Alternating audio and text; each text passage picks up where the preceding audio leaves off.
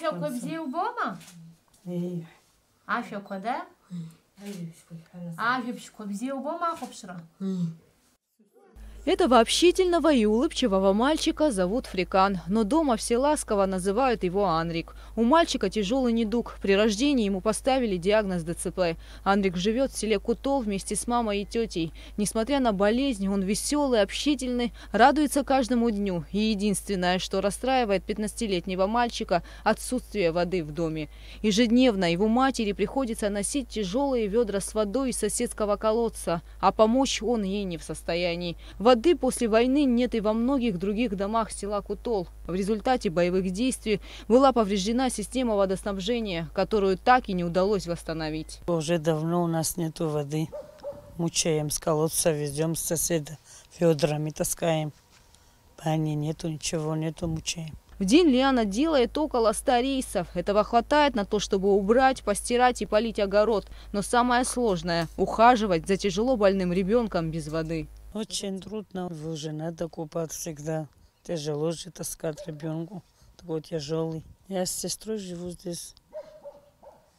Помогает она. Несмотря на все сложности, отсутствие воды и условий, первое, что бросается в глаза – до блеска вычищенный двор и возвышающийся на нем аккуратный домик, в котором всегда тепло и уютно. Благотворители из общественной организации «Киарас» часто приходят в гости к Анрику. Он с удовольствием общается с ними. Мальчик очень любит гостей, а еще Анрик любит смотреть передачи по телевидению.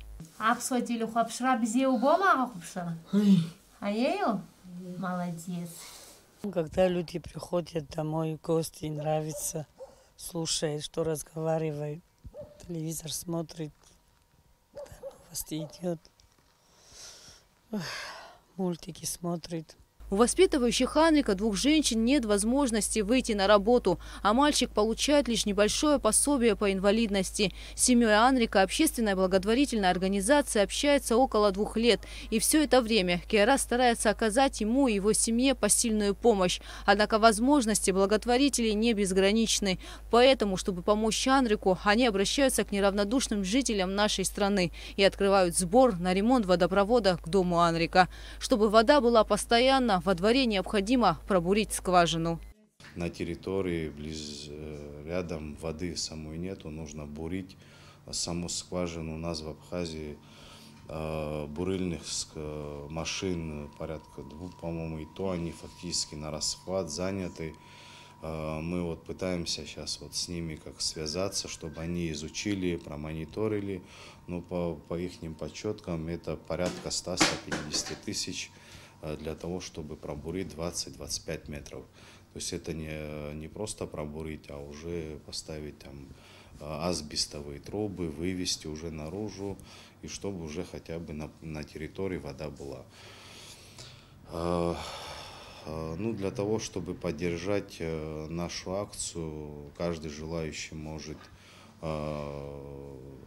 перевести на наш банковский счет. Для начала мы вот, если будет у нас вода во дворе, второй этап это сделать уже внутри условия, сделать ванную комнату, также необходимые условия, потому что там больной ребенок, он должен быть постоянно в чистоте, и матери будет сложно.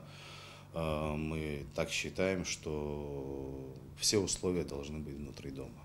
Чтобы помочь Анрику, киаразовцы создали проект, направленный на перевод современной качественной детской литературы на абхазский язык. Так была переведена книга знаменитой писательницы Одри Пен «Поцелуй в ладошки». Она уже в продаже. Приобрести ее можно в офисе организации «Киарас». Все собранные от продажи книги средства будут направлены на ремонт.